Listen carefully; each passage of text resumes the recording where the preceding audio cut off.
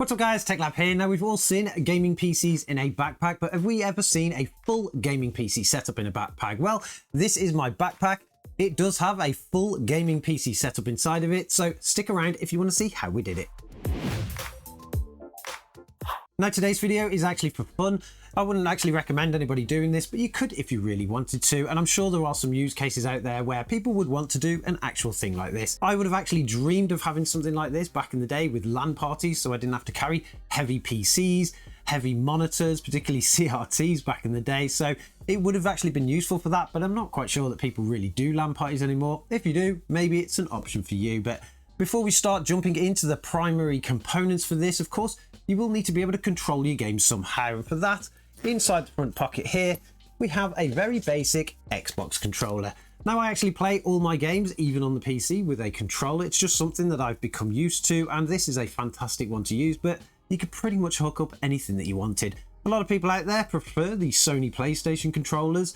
I actually like the way that these sticks are laid out on the Xbox One, and it's kind of become natural to me. So that is an option that you can use if you are putting a full system into a backpack. Or you could use a miniature gaming keyboard and mouse.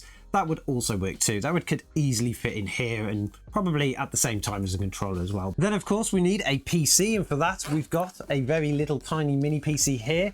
It is the new Beelink SER8. It's the latest model with the latest processor, so they kind of took out all that AI gumph that you don't need and made them cheaper. We recently took a look at this on the channel, so definitely check out one of our previous videos if you want to see the full specifications of this. It is a more than capable miniature PC that we can pretty much play any game that you want. Maybe not the latest and greatest AAA titles, not to any kind of frames per second that you really want, but you will get a pretty decent gaming experience off these, and they're very small. They use very little power.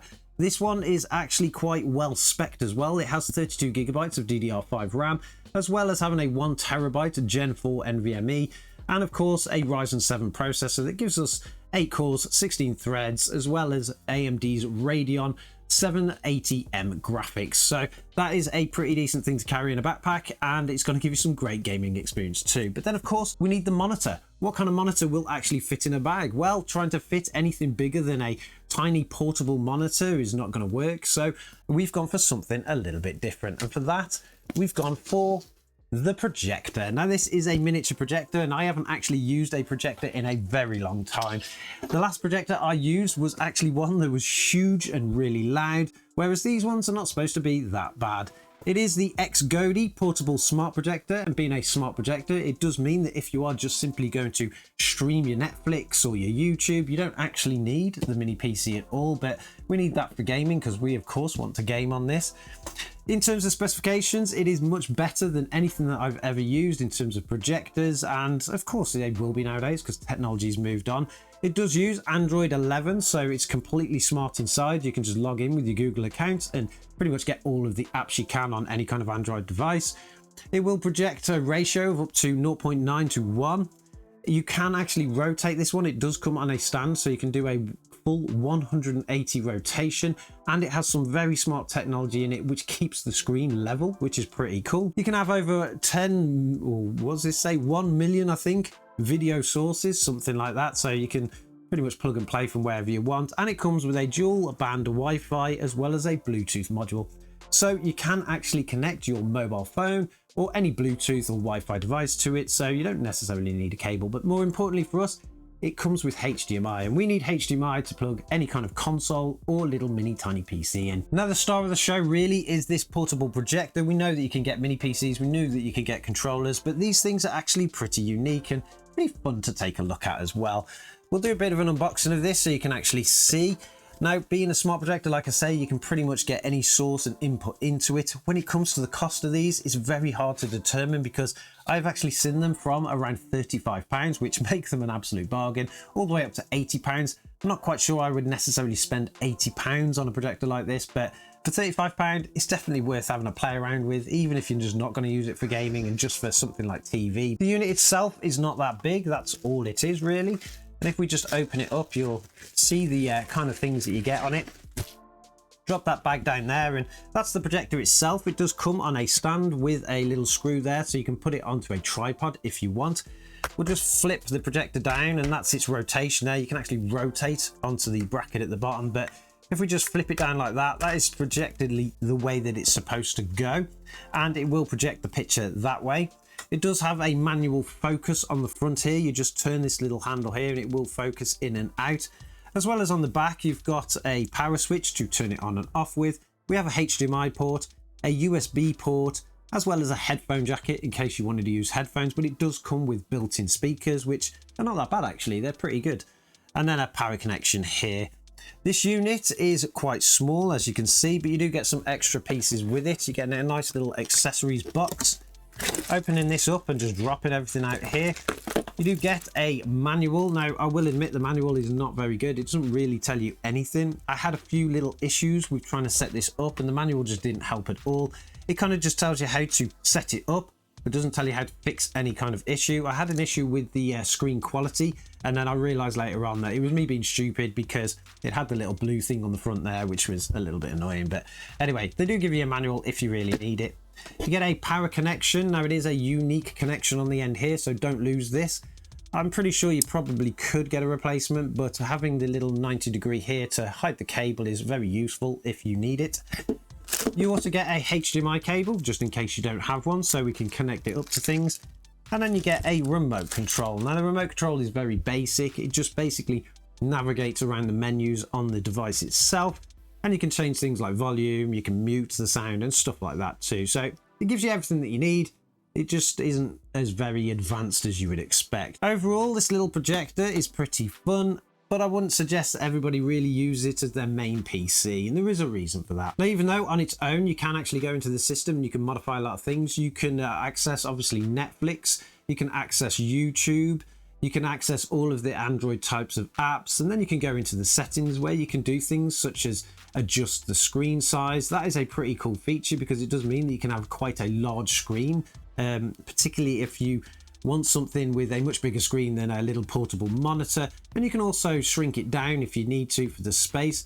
The auto correction on the angling of this is absolutely fantastic. I didn't really realize it was doing it to begin with until I started playing with it and tilting and tipping it up and down, and the screen would actually just completely flick completely straight every time that I turned it. It didn't seem to matter which way I rotated it or how far, the screen would always be straight. So that is a fantastic feature on one of these, and the quality was pretty decent. For a projector, I expected a lot worse. The coloring was very nice, particularly on videos. Watching things like YouTube videos, the coloring was fantastic.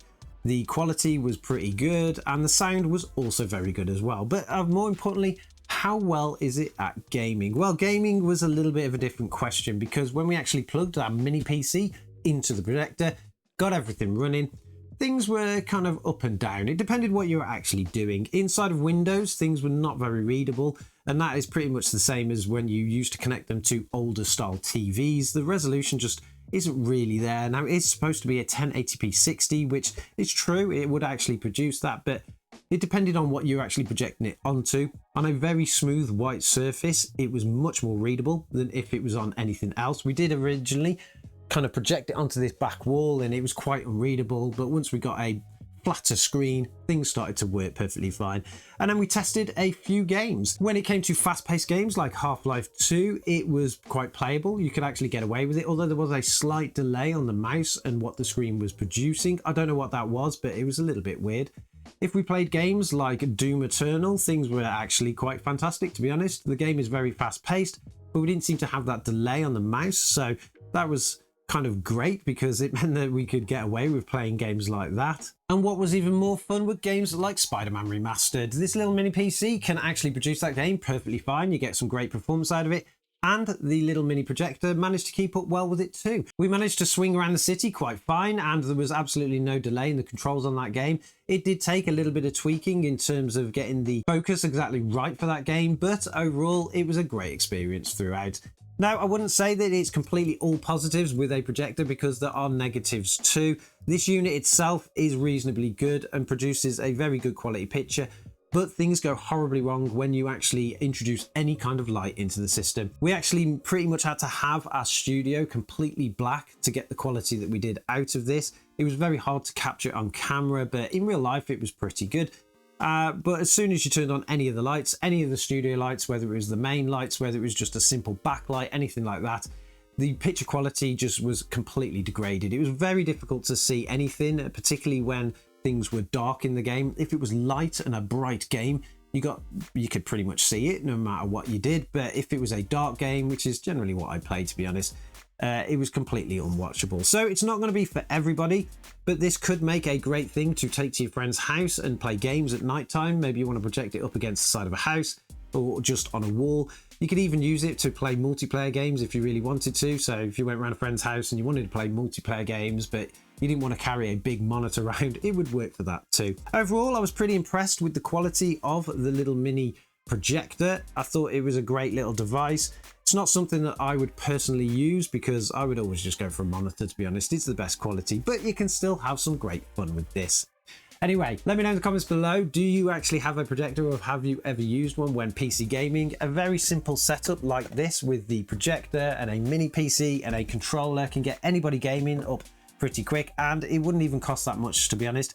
If you could pick up the projector for £35, a mini PC could roughly go for about £400 to £500, plus a controller £50. You're looking at around £600 for a full gaming setup. Whether you want to play on a projector or not is a completely different question, but overall I was pretty impressed with the quality. Don't forget to subscribe to the channel if you want to see more content like this, where we take a look at some really fun things and novel things that I just really didn't have back when I did PC gaming years and years ago. And although we did, it was just very poor quality back then and they were huge things. And I'm sure as always, I'll catch you guys in the next one.